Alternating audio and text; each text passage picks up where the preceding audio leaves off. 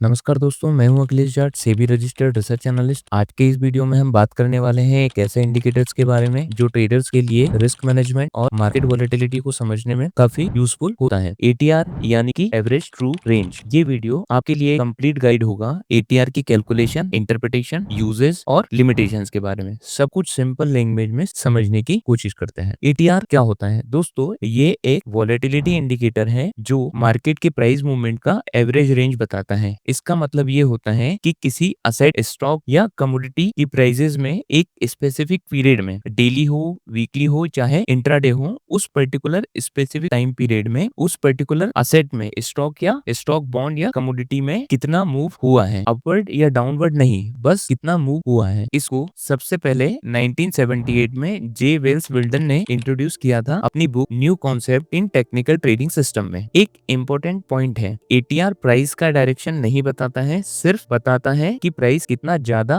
या कितना कम फ्लक्चुएट हो रहा है। जैसे अगर एटीआर 20 है, मैं डेली चार्ट की बात कर रहा हूँ, जो भी हम एग्जांपल लेंगे वो डेली का होगा। जैसे अगर एटीआर 20 है, इसका मतलब ये है कि स्टॉक, बॉन्ड या असेट क्लास जो भी आप यूज देख रहे हैं, जिसका भी आप चार्ट देख रहे हैं, हर दिन एवरेज 20 रुपए का मूवमेंट करता है। ATR calculation. अब एटीआर कैलकुलेट कैसे होता है? तो एटीआर कैलकुलेट करने के लिए पहले आपको ट्रू रेंज निकालना पड़ता है। टीआर कैसे कैलकुलेट होता है? टीआर के लिए तीन चीजें देखनी होती हैं। पहली होती है हाई और लो का डिफरेंस, यानी आज का हाई और आज के लो का डिफरेंस कितना है। दूसरा हम इसे करेंगे जो भी पॉजिटिव रिजल्ट आएगा, previous close minus current high, या current high minus previous close, जो भी मैक्सिमम इसमें होगा, या फिर previous close minus current low, या current low minus previous close. तो इन तीन चीजों में से जो भी है, आज का जो हाई है या आज का जो लो है, उससे प्रीवियस क्लोज के साथ में देखेंगे, और आज के हाई और लो का डिफरेंस है उसे देखेंगे। इन तीनों में से जो सबसे बड़ा वैल्यू होता है वही होता है इसका ट्रू रेंज। ट्रू रेंज अब हमने कैलकुलेट कर लिया। अब एटीआर कैसे होगा? तो एटीआर के लिए वही है कि ट्रू रेंज का एवरेज ले लेते हैं पिछले। इसमें जो जनरली यूज होता है 14 डेज का होता है, तो आप डेली के बेसिस पे देखेंगे तो ट्रू रेंज का 14 डेज का इसमें ऐड करके उसे 14 से मल्टीप्लाई कर देंगे तो ये अपना एटीआर निकल आएगा। तो अब इसको यूज कैसे करते हैं? तो एटीआर कहाँ यूज होता है? तो एटीआर सबसे पहले हम इसे किन किन चीजों में हम यूज कर सकते हैं? सबसे पहले तो हम इसे यूज कर सकते हैं पोजीशन साइजिंग में। तो अब एक प्रैक्टिकल एग्जांपल लेते हैं। मान लीजिए कि एक स्टॉक का करंट प्राइस है 650 और उसका एटीआर, ये जो डेली का निकाला हमने, वो है 20। अब आप हर ट्रेड में 2000 रुपए का मैक्सिमम रिस्क लेना चाहते हैं, तो इसके हिसाब से आप पोजीशन साइजिंग जो है वो चूज कर सकते हैं। तो एटीआर का हम पहले पोजीशन साइजिंग में कैसे यूज करेंगे? इसे रिस्क पर trade divided by stop loss distance पर ट्रेड से कर देंगे, एटीआर कर लेंगे, या फिर एटीआर आप इसे मल्टीप्लाई होगा आपका यूनिट से, कि आप जैसे मान के चलिए आपने 20 का एटीआर आया है तो आप उसे मल्टीप्लाई करके 2 भी कर सकते हैं। यानी अगर एटीआर किसी का 20 है तो मैं उसे 1 या 2 यूनिट से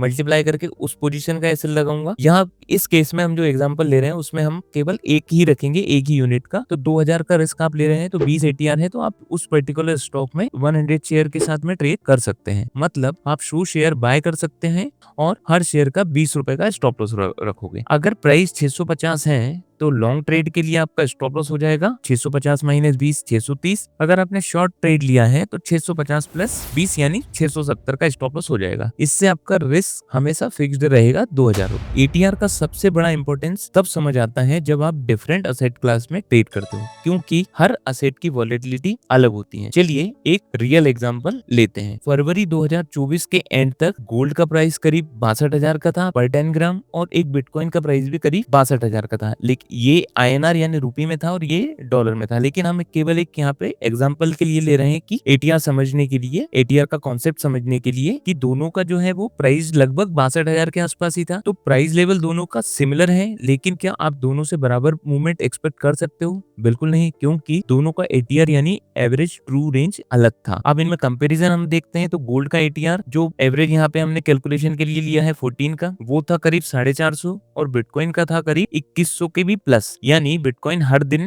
एवरेजली 2100 का मूव करता है, जबकि गोल्ड का डेली प्राइस मूवमेंट होता है 450 का। अब सोचिए अगर आप दोनों में 1000 पॉइंट का स्टॉप लॉस लगाते हो तो गोल्ड के लिए तो ये फिर भी बड़ा हो सकता है, लेकिन बिटकॉइन के लिए बहुत छोटा होगा और आपका एसएल तुरंत हिट हो सकता है। इसलिए एटीआर का इंपॉर्टेंट एसएल और पोजीशन साइजिंग डिसाइड करने में के लिए होता है। आपको हर असेट का रिस्क उसके वॉलेटिलिटी के हिसाब से समझना चाहिए। एटीआर ये बताता है कि असेट कितना मूव करता है, ताकि आप ज्यादा टाइट एसएल ना लगाएं, ना ही बहुत लूज एसएल लगाएं, और ना आपकी बहुत ज्यादा क्वांटिटी हो, ना ही बहुत कम क्वांटिटी हो। इसके अलावा एक एटीआर का यूज ब्रेकआउट ट्रेडिंग में भी होता है। अब बात करते हैं एटीआर के यूज की ब्रेकआउट ट्रेडिंग में। मान लीजिए एक स्टॉक है जो काफी टाइम से 720 और 840 के रेंज में ट्रेड कर रहा है। एटीआर भी कंपैरेटिवली लो था, करीब 20-25 के आसपास। अब अचानक एटीआर 20-22 से बढ़ के हो गया 28-29। इसका मतलब यह है कि वॉलेटिलिटी इंक्रीज हो रही है, मार्केट मूव करने के मूड में है, और इसी वक्त अगर प्राइस 840 के रेजिस्टेंस लेवल को क्रॉस करके ऊपर निकलता है तो ये स्ट्रॉन्ग ब्रेकआउट सिग्नल बन जाता है। एटीआर ब्रेकआउट कंफर्म करता है कि प्राइस बस रेंज में नहीं है, अब रियल मोमेंटम आया है। Additionally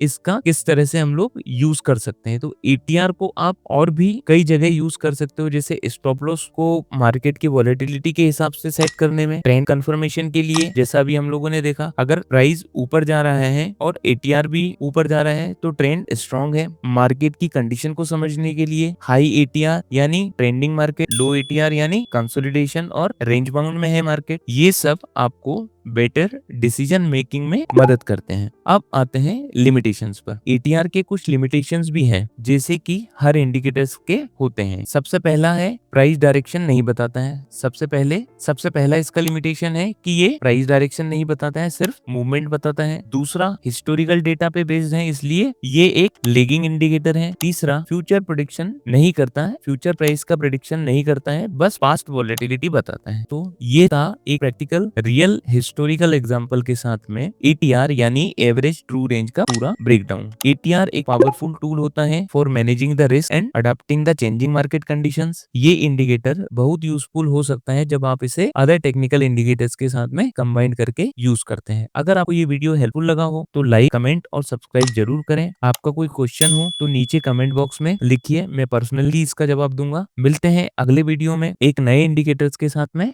happy trading.